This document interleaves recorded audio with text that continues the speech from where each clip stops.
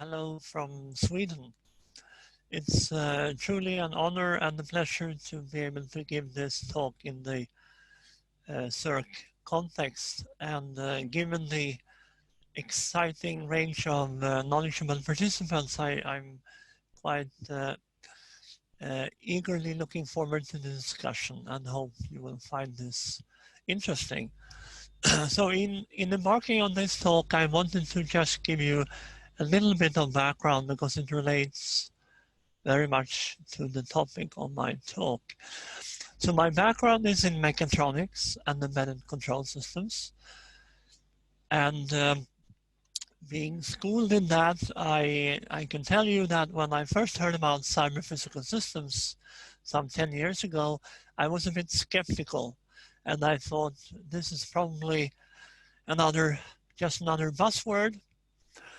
And then something happened. I went off to a sabbatical in 2011 at UC Berkeley. And after 1 year there, I had changed my mind and believed that there is a meaning to this term, and I'll try to explain what that is.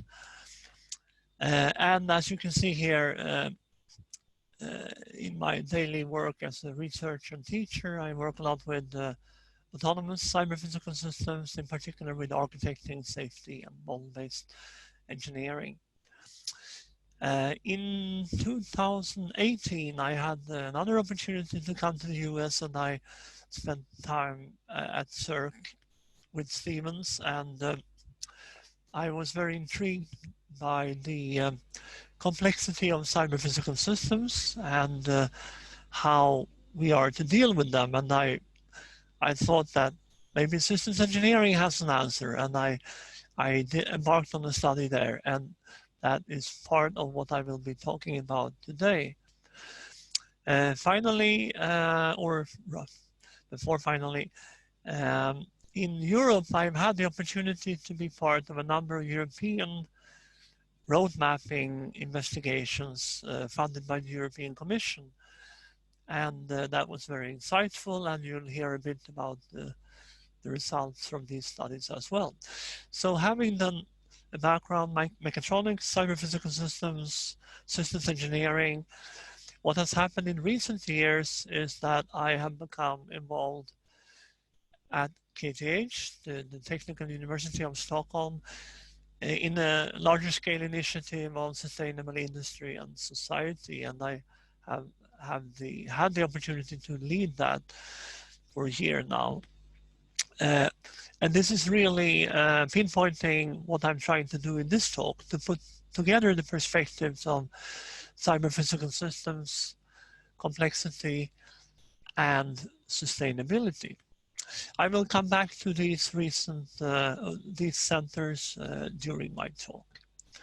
So what I would like to do in this talk here is to take on, let's say, three main perspectives. And the first one is really about the complex systems that we are building, and they could be manifested by automated vehicles, tomorrow, drones transporting material, and smart cities as you have here.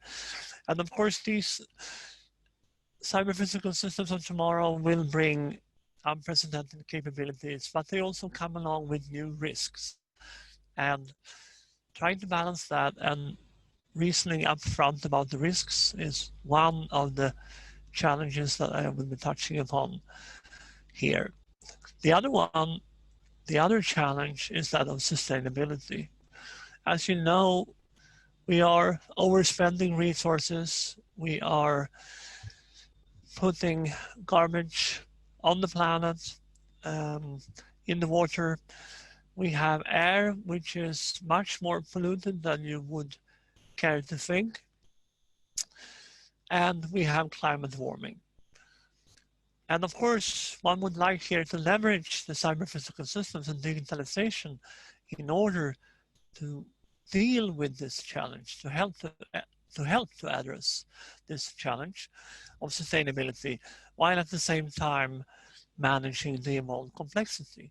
And there I will be touching upon the third perspective, namely that of us humans, and the fact that we have evolved and that our brains were largely shaped on the savannah 10,000 years ago, and how we then can attempt to deal with this complexity posed by these challenges. That is the main directions I will be looking at, and in doing so I will be taking on these perspectives. I will be aiming to start concretely looking at automotive and automated vehicles as a concrete example of what's going on, and then move on towards a generalization and look at implications, and then taking the step from there, looking at complexity, and then discussing directions, how we can sort of merge all these perspectives. During the talk, I will be touching upon a number of topics, and these include technological aspects and trustworthiness, complexity, uncertainty, resilience, sustainability, circular economy, and so on. I apologize that I will not have the chance to go into depth of them all, but I highlight them here, and questions are very much welcome. And I hope this menu will stimulate interest. So let's get started. Jumping into the automotive sector. And it's always nice to look back, and to the left we have an older car, to the right we have a modern car. And let's look under the hood using a common tool of systems engineering, the design structure matrix. This matrix is here used to illustrate how different components of the old car and the modern car interact. And you can see here sketched the components of an old car pre-1975. We have physical interactions, we have a nice symmetric scheme, an old car that we could understand and presumably fix. In a modern car, all components are computerized, they are mechatronic modules. They are not only having mechanical connections, they also have programmable connections.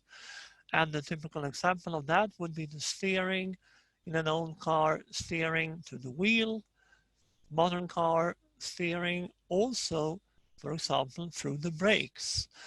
As part of a modern car, you would find mandated to have an active safety function called vehicle stability control. It goes under many names, but that will then exert individual wheel brakes to control the potential skidding of a car. And this slide in a nutshell shows where we are going, with very big opportunities at the same time, new responsibilities and things that can go wrong. And of course, this structural complexity here is mirrored by the organizational complexity, or has to be. And not only have we have to bridge the gaps between the mechanical domain and theories and the digital domains and theories, we have many stakeholders, and in a typically tightly integrated cyber-physical system, if we change something, as we saw in the previous design structure matrix, it will have an impact on other parts. Dealing with this so-called integration pasta is a key challenge today, and will become even more so tomorrow. So in the automotive domain, we see a number of things happening, and here are just 4 key trends. We see electrification inside vehicles, in powertrains, external energy sources. We see connectivity, cloudification, we see automation and smartness, and we see a shift towards new services. The machines become services. And I would like to spend just a few minutes here on the 2 of these trends. One is the connectivity, and the other one, the connectivity and computation, I should say, and the other one is the automation part. So let's move to the connectivity part first. If you buy a modern car, it's likely to be connected. If you buy a modern truck, it will for sure be connected.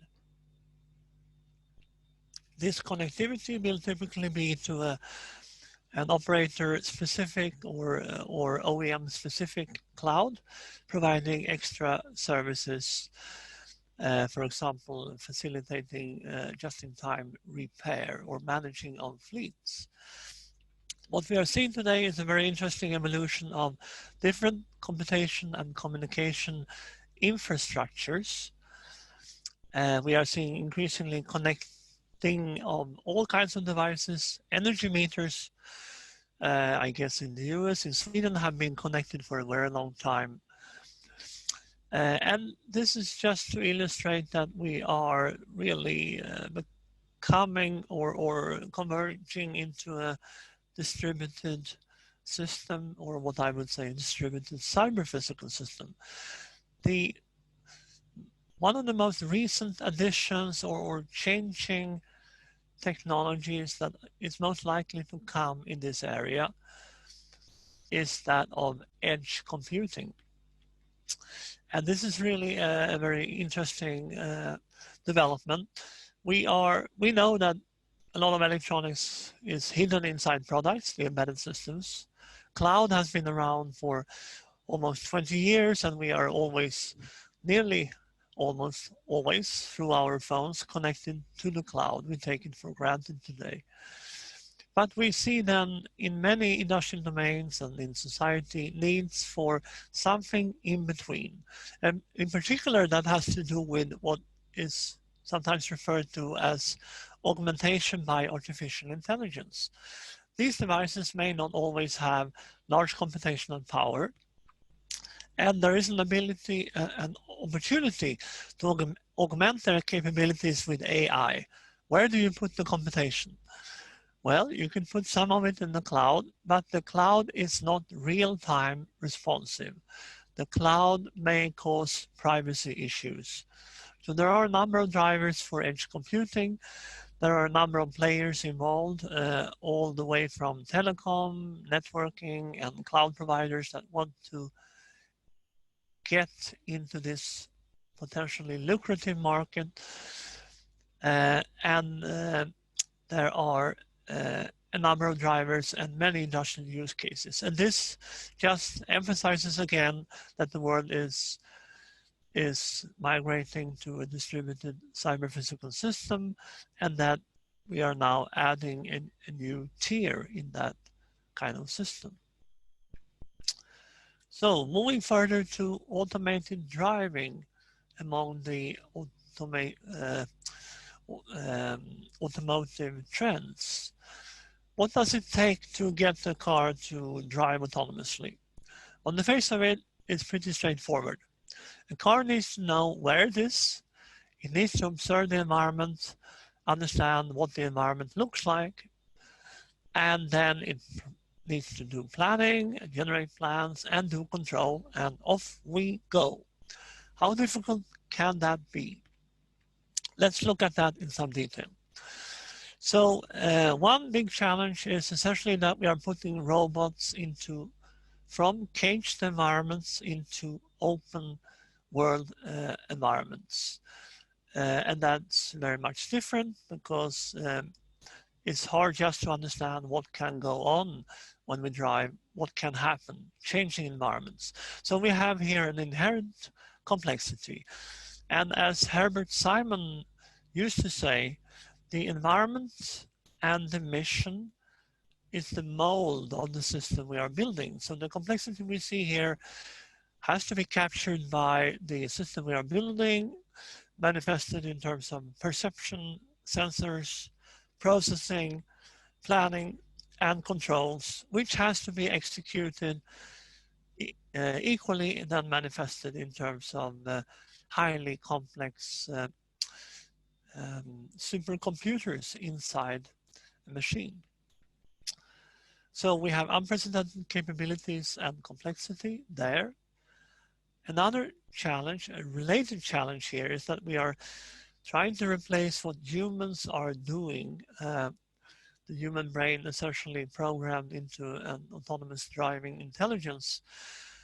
In today's programming, and even if you think about deep learning systems, we have this motion control system that we can mimic, and that in some sense, many ways is can perform better than the human system. We have the thinking fast, recognizing understood situations. But the generalization, the general AI dealing with the unknown is not programmable today. And I guess with the delays we have seen in the promises in putting automated cars on the streets, this really manifests how difficult the challenge this really is. And then one might ask, what is actually driving automated vehicle development? There was an interesting reflection on that in the MIT Tech Review that attempted the difficult task of putting a price on autonomous driving. And they came up with something like this. An automotive company, some of them might say, why are we doing automated cars? Well, we want to save lives. And some of them actually might genuinely want to do that, but the majority of them are really there to get hold of this very lucrative growing market of transportation of people and goods. And during my year in the US 2018, it actually came to me that we should call things by their proper name. And to me, this is a modern gold rush. Why? We see billions of billions being poured into this market in parallel, doing lots of redundant work, efforts, funding crossing the Atlantic from the US to China, vice versa. And the key question really is when the technology will be mature enough. And I will come back to this topic later on, but if we have a gold rush and are putting very, very complex novel system on the market, that is of course a potential remedy for new risks and disasters.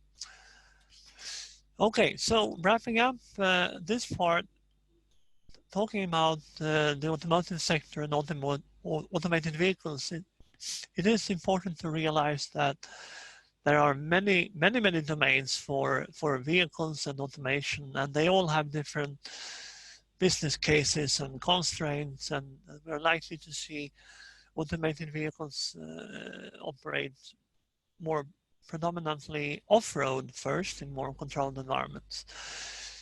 But the interesting takeaway here is that when we introduce these unprecedented systems, the robots on the roads, we are breaking new ground, and everything here is affected. New ecosystems have to be built, new legal frameworks have to be developed, we have to understand the effects at different levels, and we need new methodologies. And for academia, research, and engineering, it poses the additional challenge that we need more knowledge than before, and we need unprecedented systems integration. And just to take KTH, the Stockholm Technical University as an example, we have there something like 300 professors, all experts in pieces of the knowledge we need. And we need many of them to break down the walls and to collaborate to develop these kind of systems. So with that as a background, I would like to move on and look at more generalization of this and implications.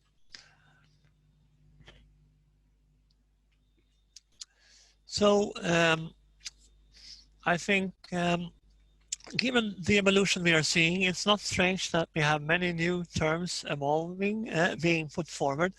It's not only academics being very smart, needing new terminology for funding. There are also deep thinking behind them. And these terms, to me and other terms, they really reflect different perspectives to the same developments we are seeing. Internet of Things, for example, emphasizes connecting devices to the cloud, getting hold of data, providing new services. It's one type of perspective.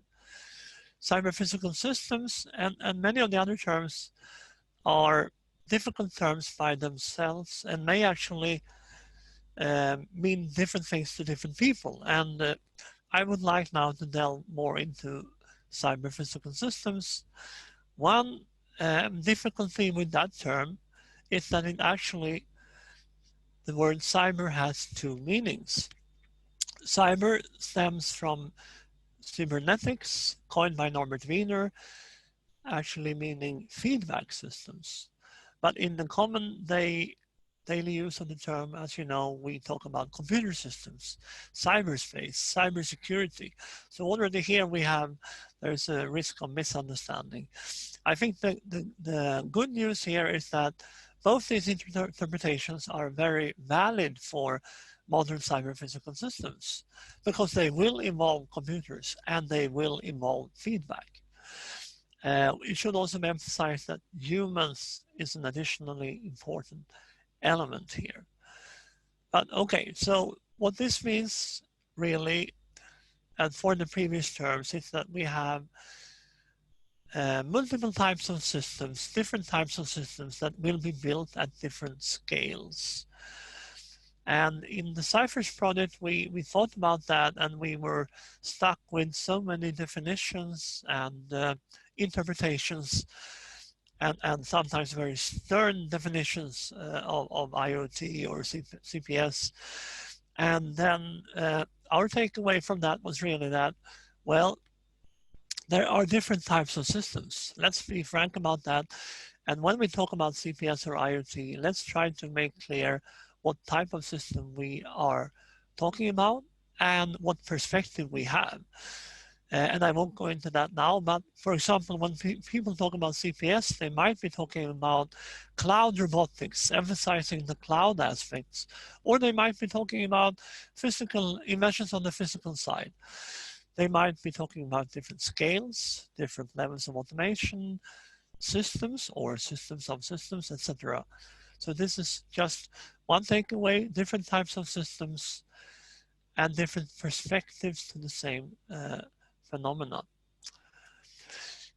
So this leads us then to CPS, which was coined in 2006. Again, we see the definition here, which is kind of high level. And you might say, well, this is high level. It really could mean any type of system. We have different characteristics. So this is not new. But what is new is the improved and entirely new capabilities we are equipping these systems with, and the integration of different types of capabilities from the physical and the cyber side. We are seeing increasing integration of technologies, of systems across industrial application domains, across the life cycle. We are seeing this open society scale development, which is clearly novel, and we are seeing a business model evolution. And for me, that is the takeaway of CPS and why it is important, leading us to unprecedented opportunities and risks. So I mentioned CPS capabilities. What are those capabilities? I think that these capabilities are evolving, and here's just one snapshot of them, trying to capture both the cyber and the physical side. So on the cyber side, I see a question here. Right, there was a question about trustworthiness. Thank you. I will come back to that topic and try to address it. Thank you. So with the cyber part, as you know, of course, we can sense, we can gather, store, process all kinds of data. And using data, we can become aware of what's going on. We can predict things, and we are not only predicting what other how our machine is doing, how other machines are doing, increasingly also understanding what's going on inside people's minds. Given that CPS can plan and make decisions, it can actually synthesize software. It can also synthesize physical things. Think about 3D printing, for example. And another aspect of the physical dimension is to generate and control energy. And of course, CPS can collaborate between themselves and with humans using the other capabilities, including, for example, augmented reality. And finally, these capabilities are available then at different time perspectives, for example. So capabilities can be used for good and for bad. And this you are, of course, all very well aware of. And let's just look at a few examples of these to highlight what is at stake. I mentioned earlier the example of the active safety systems in the automotive. Electronic stability program is another term for the vehicle stability control. The example we had before with steering through the brakes. And these systems are proven by statistics to save lives. It's a direct advantage we get of introducing these rather complicated systems. At the same time, the new systems, if they fail, they could have unintended acceleration, which we have seen in vehicles. They are subject to attacks. There are multiple attack surfaces over the life cycle. And finally, oops, I see there is a mistake in the animation here, but let's move on anyway. I'll come to another risk. It will animate soon. So looking at another advantage, we have cell phones today, and they give us basically access to unprecedented amount of knowledge. At the same time, they are turning us into zombies. This is a zombie picture. And it's interesting to reflect that in the old days, people used to look forward. Now we look downwards. In the future, we will probably look forward again using our AR devices. The potential problem with these systems is that they are devised and programmed to draw our attention as much as possible. And we are more or less becoming addicted because we are using bottlenecks in the way our brain works. And it's quite spectacular that even having a cell phone on the table can reduce your cognitive capacity. And today we hear more about deep fakes, deep inspection, and the Big Brother syndrome is there. So we have these advantages, and I wanted to show the final risk here, and you will recognize Boeing aircraft and the new control system they added, which unfortunately led to 2 disasters. And that really, I think, emphasizes that safety and trust in these systems of today, even with such a reputable and mature domain as avionics, cannot be taken for granted. These are complex, these are at least complicated socio-technical systems already today. And this also very interestingly highlights the so-called automation paradox. The fact that we always have humans somewhere, and it's a fallacy to think that the higher level of automation, the safer things will be. It's rather the opposite, because people have to step in really difficult situations. Okay, so where does that leave us? Well, for me, it clearly leads us that we are part of an industrial revolution. I strongly recommend this anecdote by Herbert Simon, where he draws upon previous technical revolutions and tries to draw conclusions. And here are some conclusions. So technical revolution, no single technology. As we have seen, multiple trends, multiple things happening today. Technological revolutions are slow. They take time. And this is very interesting. So if we take automated driving, the first early prototypes were on the roads in 1990. Waymo started their project. Google, before they became Waymo, started in 2009, I believe. So they do take time in the cyber-physical domain. But we do know that once we have a CPS platform in place, then we can launch software on top of that platform much faster. And I think it's important to raise here, I will come back to this perspective later on, but, and I did, yeah, humans, we have a difficulty in dealing with delays and long-term time constants. And we see this in the hype cycle. And I guess this is important to highlight here, especially with, again, with respect to the risks that we see it also in the climate change. It goes very slow. It's a long-term thing. We have to deal with risk in the longer term. Okay, and what do I want to highlight here? The fact that Simon said that we have parallel technologies evolving that forms that's part of a technological revolution. I talked about the gold rush in automated driving. But we do have parallel gold rushes. In IoT, people are talking about thousands of platforms. Another gold rush, many companies think that they can carve out the gold, they will develop the platform. AI, we see the same thing. And what is the concern here? I think the concern, or rather it manifests the fact that we are part of a technological, socio-technical revolution. It would be valuable to have more collaboration up front. We need to talk about the risks associated with these systems because they will also be integrated.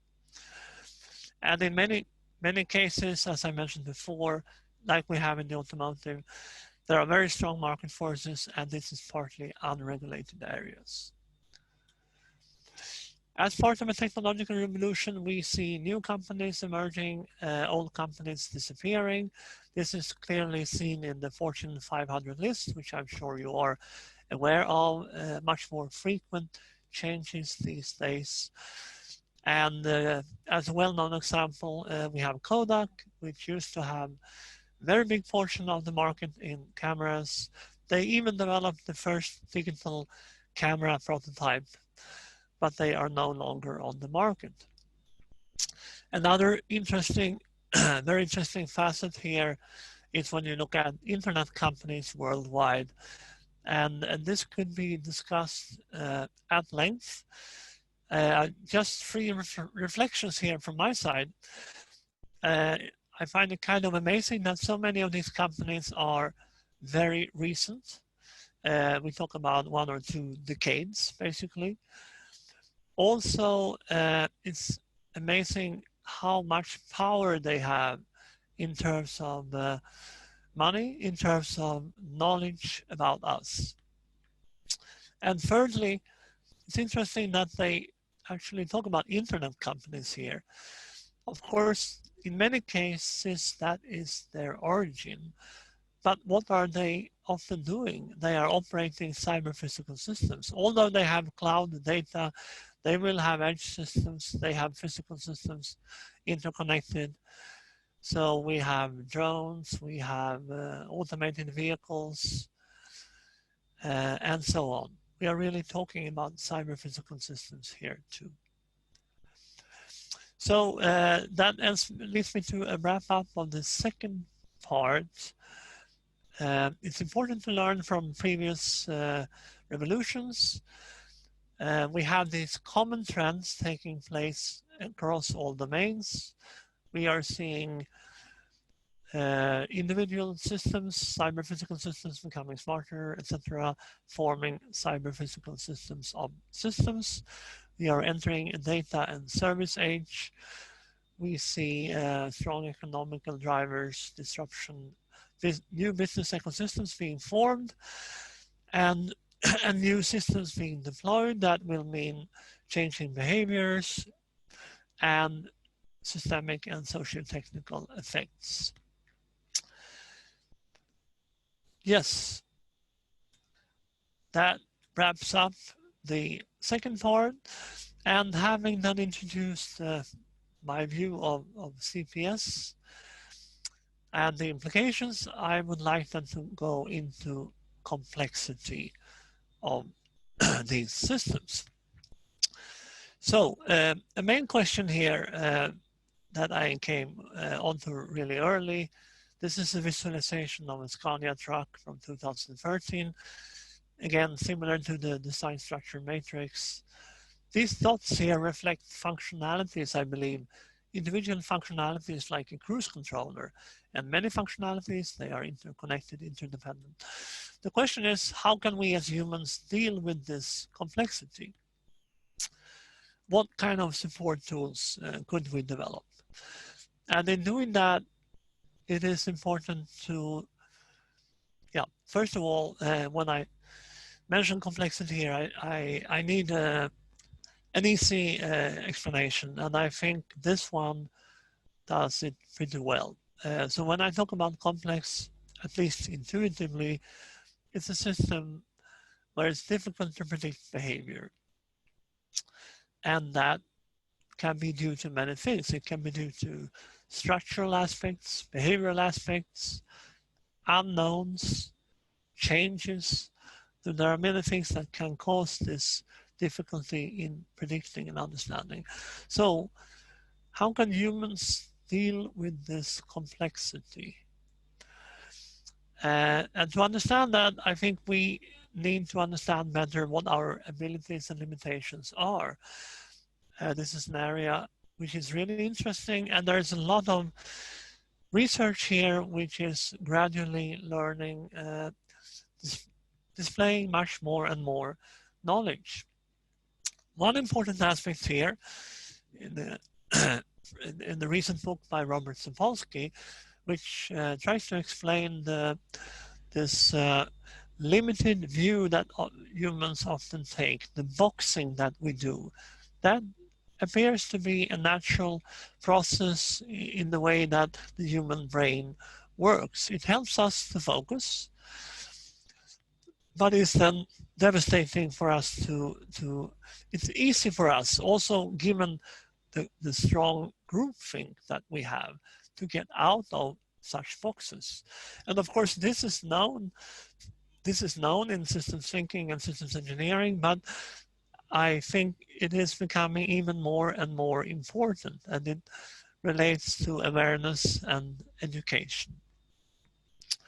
Another difficulty I think I touched upon, it's known that humans have difficulties for prediction in understanding feedback systems and systems with different time constants.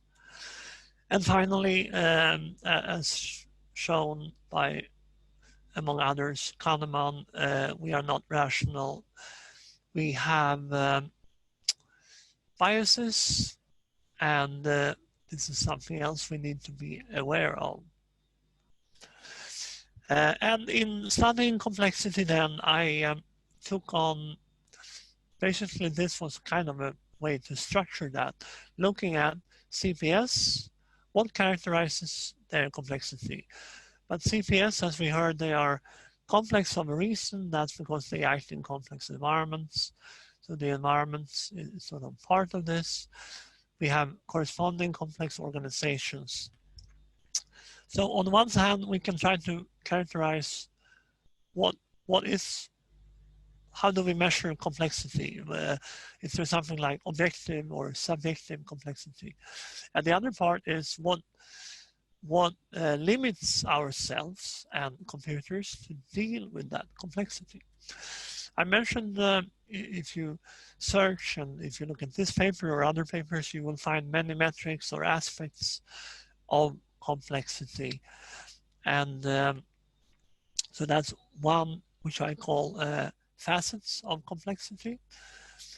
And then the other side are the limitations, and I already touched upon them. Another additional aspect is, of course, that humans are autonomous agents, so even if we have the answers, we might not always give them. Communication is very critical here, and here I mean in the broader sense, both in terms of between humans and between computer systems and between computers and people. If we want to support from computers, we need to formalize things. We need to get the data, the information into the system somehow, and we need to manage that information. So these are some of the challenges here. The manifestations of complexity are well known, and we have prediction here, of course. And then one can discuss at length different means to deal with complexity, and I will touch just upon a few of them here, and just for now to highlight a few of them. So in systems engineering, it is well known that systems integration, that was also a classical mechatronics challenge. When we put things together, we have all these interfaces and we have typically different responsibilities. Integration is a challenge. But in the CPS, we have so much more. We have lots of assumptions. We have implicit dependencies all over the place. And this is really an area which I think needs more emphasis in order to manage the complexity. Of course, we have software and data in these systems that's more novel, that needs to be managed, and I will get into that in a minute. And I will come back to some of these aspects, including education, shortly. So in the deepened, continued work on this complexity analysis, I apologize for a very comprehensive slide here, but we ended up with a survey of different aspects of complexity, as I mentioned, but also looking at complexity from the aspects of physical and software systems, and with the more recent edition of data. There is more information in the paper I just referenced on the previous page, but just to give you a couple of highlights here. For example, mechanical engineers, they think they have the most, no hard feelings there, but they would think that they have really complex systems, and that complexity there really has to do with interconnected physical phenomena with side effects having the same magnitude as the intended effect. This is indeed a complex area.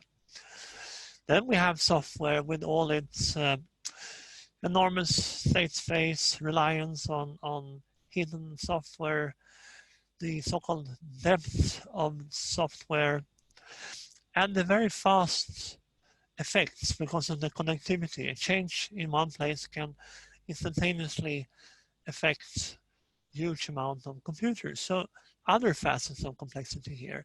And then we have more recent data-driven systems where we are now with deep learning seeing in narrow domains superhuman performance, for example, in image recognition. But yet these systems are brittle, and it's hard for us to reason about when they will fail. So here in the CPS, we are combining this, increasingly combining these systems at different levels. And that's really the foundation, I think, for these capabilities and the challenges and the complexity and the risks at different levels.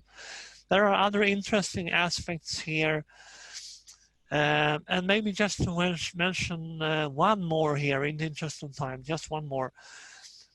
So in the software domain, there is the recent years, computer science and software engineering has expressed self-criticism. The enormous advances here, compiling high-level programs all the way to zeros and ones, ticking at billions times per second and working surprisingly well. Those gains have been made largely by neglecting and abstracting away physical properties like time and energy. And of course, in a cyber-physical system, you need to regain those abstractions and connecting to the physical domain. So, with that glimpse of complexity, and in the interest of time, I will move on to directions. And Mimi, I still hope I have a few minutes. We started a bit late, so I hope that's okay. Yeah, absolutely. Okay, so basically here I would like to, in the directions, I would like to take on 3 perspectives. The first one, briefly, is again on how do we leverage CPS for sustainability. Secondly, if we agree that new methodologies are needed, what would they look like? How do we manage complexity, ensure trustworthiness, and deal with emergence and so on? And thirdly, what can various actors do? This is clearly a room for another talk here, but I will be sharing a little bit from the university perspective here. So first, CPS for sustainability. Let me start with an example. Almost 20 years ago, in the automotive sector, X-by-wire, steer-by-wire was the hype, long before automated driving was hyped. And we see here an example of a typical Mechatronics X-by-wire design, considering to remove the mechanical connection from the steering wheel to the actual wheel. And by doing so, we would introduce a local actuator, we would have a computer control system, and we would have an electrical connection here. In addition, we would, in this example here, there were fuel cells in this platform. And by having this platform concept and removing mechanical parts, it was actually possible to completely redesign the vehicle. We got rid of the mechanical steering rod, steering column here. We could redesign the vehicles and we could improve performance. So why didn't it happen directly? I think there are a couple of examples here that mirror what I have been talking about before. On the one hand, reducing the steering column is actually not legal. It requires changes of the law. So we have here the example of changing the socio-technical system. On the other hand, introducing fuel cells, great idea, but it requires an entirely different infrastructure. So we see here examples of barriers. So how can these capabilities that we talked about be used towards sustainability? As engineers, I think thinking about design and using design is very important. And of course, one important direction here is to think about design to remove or reduce carbon dioxide emissions, removing them entirely if possible, considering effects both locally and globally, controlling energy, using energy management. This is one direction.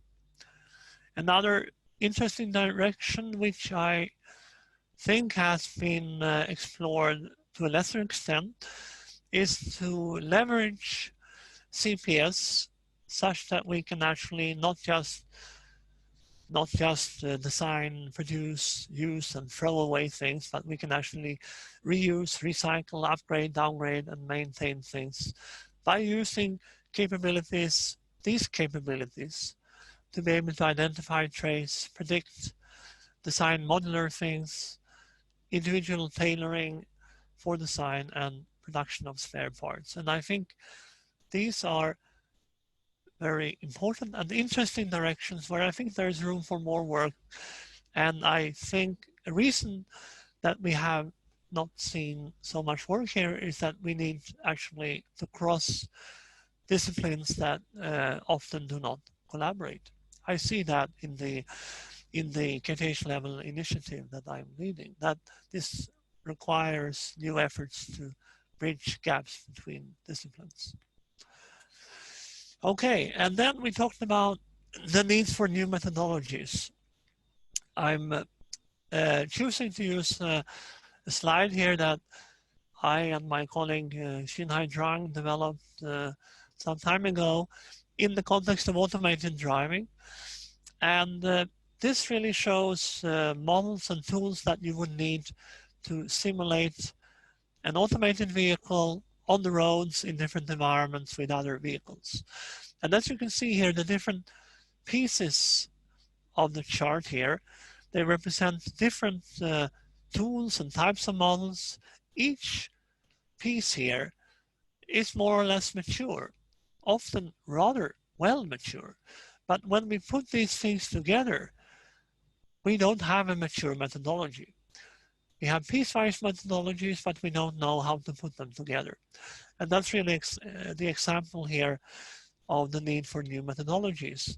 And to just further that one more step, how do we even describe the billions of scenarios of what goes on out on the streets when driving? How do we reason about what is a useful scenario for testing, even if we have a very powerful set of tools to simulate or do hardware-in-the-loop simulation or what have you? So, then this really emphasizes the need for co-simulation. But the main point here is the need for new methodologies. And that's what the direction that Kynevin also points to. So what does that mean? First of all, I think, although this is not new, again, CPS are not new, the direction here, I think, is not new, but we really need to emphasize design for X, integrated design and co-design. We know that we need engineers that are technical, people that know how humans work, neuroscience, psychology, and yet we see still a very big gap here. It's very obvious in different industrial sectors. We need to close gaps here. I use trustworthiness as a kind of a modern interpretation of dependability to encompass safety, security, privacy, reliability, and so on. These represent different communities. Safety and security is a typical example where we need to co-design much more than today. And we need to encompass these different concerns in doing these designs at different levels. In addition, we have these very complex environments for the cyber-physical systems. And interestingly, the future CPS is not just a CPS with simple rules. It is a CPS that can reason about its environment and take decisions online, manage risk in these open environments. And that's a novel ingredient that we need to deal with. So how do we do that? Well, I certainly don't have the complete answer, and I don't have time to go into a lot of detail here, but I think that one essential direction is to think about how to assist humans in dealing with this complexity using visualization, having humans and robots, human and AI assistants working together, leveraging the strengths of humans and the strengths of computers, because they are often complementary. That's one aspect of collaboration, but we also see these organizations already here. I think this inertia here, the costs, the friction, the money lost in all these interactions. There's a lot to be done here in working with how to promote collaboration and communication skills. And I think one piece of that is awareness of complexity, and much more awareness, I think, than today of human cognitive abilities. And just to go one further step into that, since you're experts in systems engineering, you know about viewpoints. This is a study I did many years ago, but I think that there's coming back to what I talked about, collaboration and so on. We need to address collaboration and bridging viewpoints at different levels. At this level, it's about concepts, people understanding each other, but also reconciling different theories. And if we go to control engineering or computer science, we may have terms which are similar but not the same, and we need to have mappings between those terms, just to give you one example. So there are, I think, interesting developments here, like viewpoint contracts and so on, that should be pursued further. Then we are embarking in these increasingly complex systems where we have to manage risk. We cannot design risks away entirely. We will have attacks, we will have failures. And more recently, I started to look at resilience in different areas of science. It is, of course, not new in engineering, but it appears that in socio-ecological systems, they have been looking at it for quite a while, including in dealing with sustainability. And I think it's very interesting there's need for further work to draw upon these different experiences of resilience. And as you will see here as systems engineers, you will be familiar to many of these concepts. Of course, in engineering, we also use diversity and redundancy, and we do understand that managing connectivity, although there is room for improvement. We see here the things relating back to human limitations, systems thinking, and so on. Again, this is, I think, a promising direction where we would benefit by collaborating with entirely different disciplines outside engineering. I'm approaching an end for those wondering about the time. Coming from university, I would like to talk about education and training. And of course, that is a wonderful area and huge opportunities and challenges for the future. As we go along with CPS, there are very strong needs for education and renewal. And I know that you can have very different opinions on this. Of course, we need the basic skills. They still need to be there, but the world is changing. And just to give you one insight here, I know that at one end of KTH in computer science, they are doing good teaching. They are teaching students about computer science and cybersecurity, but not very, very little about system safety and systems engineering. And then you let these engineers out there to program safety-critical systems. There is a need for education and renewal. But we are also, I'm sitting on the Mechatronics side. We certainly need to teach our students more about cybersecurity. T-shaped engineering, the old term, is more important than ever. Lifelong learning is becoming more important than ever. And Corona is perhaps having a positive side effect by helping universities to move in this direction. A big problem here, I'm not sure how well industrialists are aware of this, but the low status of education in many countries is a big problem. In academia, research is ranked very high, education is not ranked very high. And this means that even though there's knowledge here, there's room for improvements. Why do it when your career is promoted for writing papers? And finally, I would just like briefly to mention competence networks. I've had the opportunity to lead a competence network center in the Stockholm area. This network has grown from a couple of companies to more than 30 companies and collaborations with other networks. This network acts to improve both research and education, stimulate interactions between students, researchers, and industry. So finally, how is KTH responding to these challenges? I have been touching a little bit about that. We are working and doing our best, despite the low status of education, to renew education. And also for a broader view of competence, or we are collaborating with industry and academia together. We have a larger, more comprehensive, deeper set of knowledge for these future systems, and we need to leverage that also in university education in a balanced way, of course. Talking about Kunevin, breaking new ground, we need test beds. Here are two examples of test beds on KTH.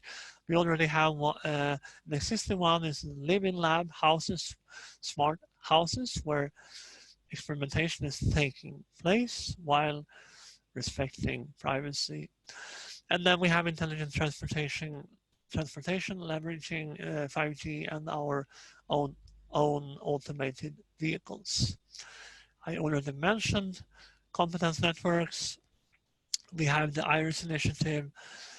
Talking about the COSA would really have to be another talk. If you have questions, you're welcome now and afterwards. And with these words, I would like to wrap up. I hope these perspectives have been useful, and perhaps they have raised more questions and answers. But one big question is, how can we trust future CPS?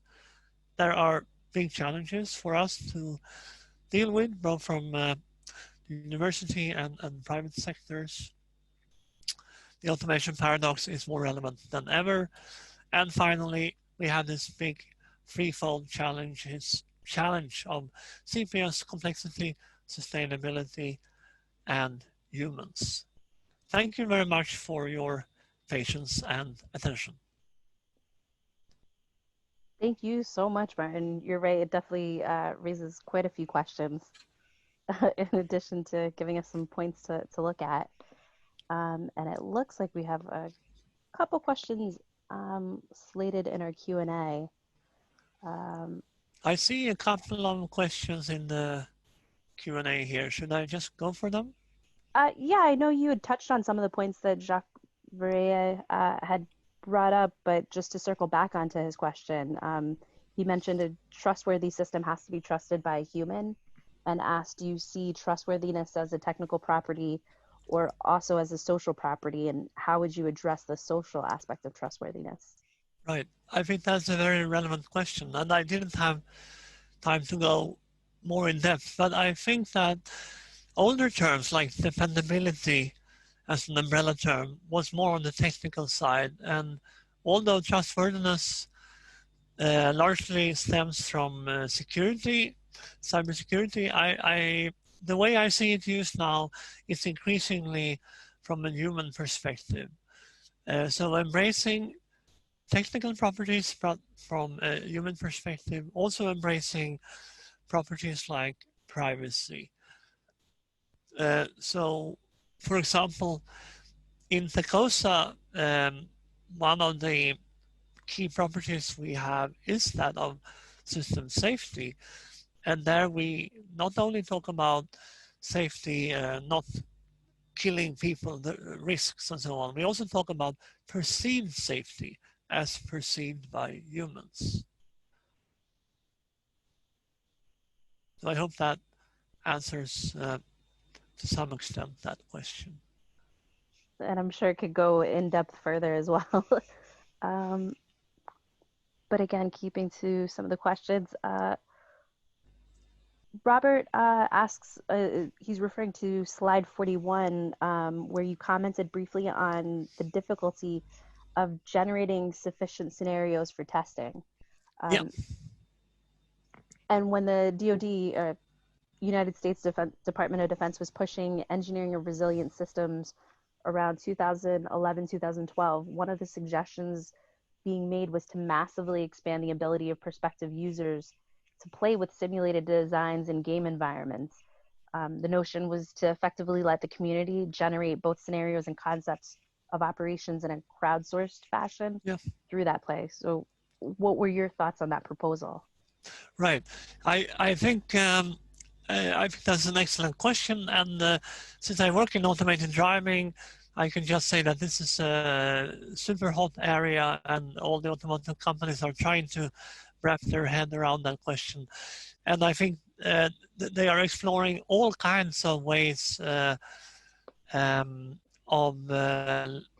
leveraging scenarios. So that would be looking at crash databases, doing simulations, um, um, and finally leveraging expertise. And I think the kind of gaming, you mentioned examples of what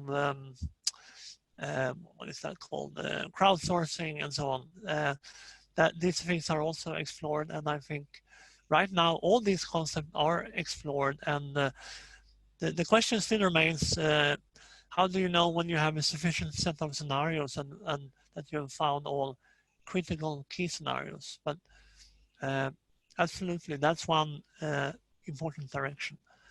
And we are actually doing a study on this right now, and I hope we will have a report available right in time of summer. So feel free to come back to me on that topic. Yeah, and if you'd like to let us know about it, we'd be happy to distribute as well. Okay, right. Yep. And it looks like Stephen Powley has a question that other folks were jumping on too. You mentioned viewpoint contracts as something to be further explored. Right. Yes, right. And I in the references I have in the PDF distributed, you will find the reference to one representative, or actually one or two representative papers that talk about contracts. The naming might be slightly different, but you will find two references on contracts there that looks that deals with some aspects of that question. But essentially, one idea in viewpoint contracts that we explored was that one fact is that you have multiple disciplines and they work in parallel concurrent engineering, and you want to ensure a clear understanding.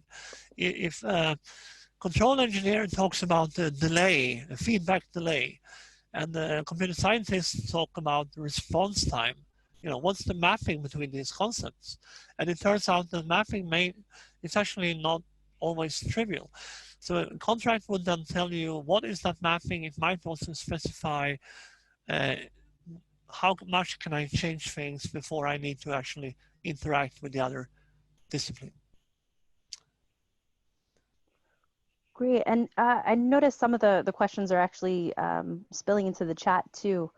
And revisiting what you mentioned about self-driving cars, Ralph DeLuca was asking why you thought these developments have run into difficulties. Are the verification of safety features and related trust of how these systems will work the major factor? Right. That's a very good question. And I guess on one hand, if you remember the slide where I showed where you have all these different perspectives, I think the answer may be that it depends. But I mean, on the one hand, you need new legislation, you need new standards, you need to understand liability. On the other hand, you need sufficiently good performance of these automated systems. So, for example, in Arizona, if you go there now, you could actually, if you're lucky, get a ride with a truly driverless Waymo taxi. I don't know how many, there are a few around now.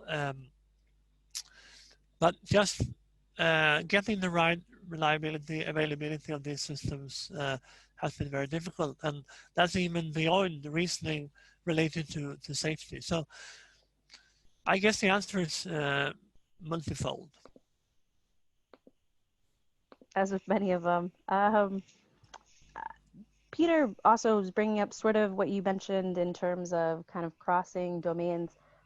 Does a common mathematics underlie human capital development and cyber physical systems? Oh, well, I mean, I I think these systems are multi-perspective, and there are multiple phenomena. So certainly, I mean, some aspects like the structural complexity, you will have that in the organizational and human domain, and you will have it in the cyber domain. And on the behavioral side, I guess that's a very hot topic when it comes to deep learning and intelligence in general.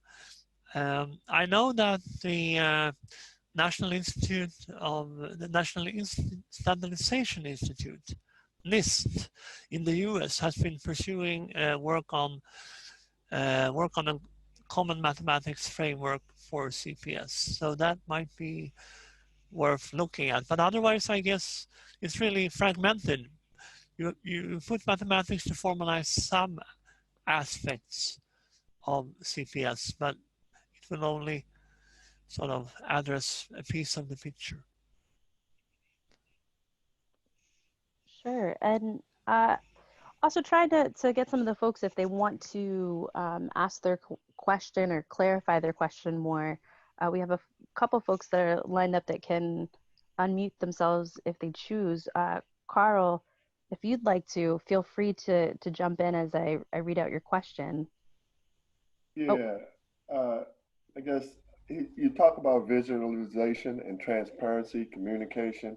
So I was wondering what your thoughts were on the need for a physical exchange specification to support the interoperability of model-based engineering tools, which would then hopefully, which could conceivably increase that shared visualization of complexity. Right. Yeah, it's a great question, and I think we could discuss it for length. As you know, exchange standards has been there are all the way back to the STEP standard, and when we worked on this on the European project some 10 years ago, we actually well, I mean there are different types of interoperability, like exchanging models between tools, for example. Another type of interoperability is understanding how this parameter in one tool actually influences another parameter in another model in another tool. So it's more like a traceability or yeah, understanding the underlying schemas. Yeah, right. And there we have, that actually has led us to develop open source software for using linked data technology. There is an open source tool called the LIO Designer that has that purpose, and that came out of that concept to help to manage the links between different tools. But yeah, it's a complex question. Thank you.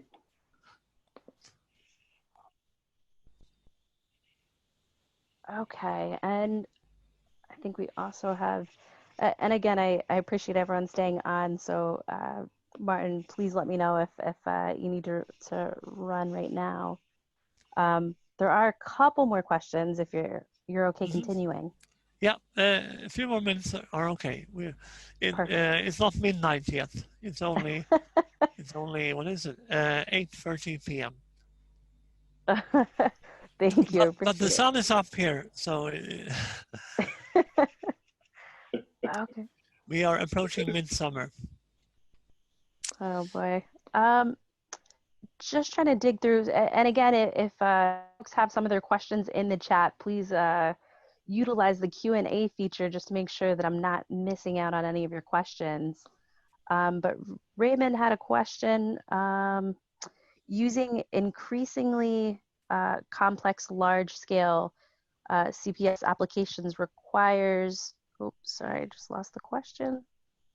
The privacy issue, right?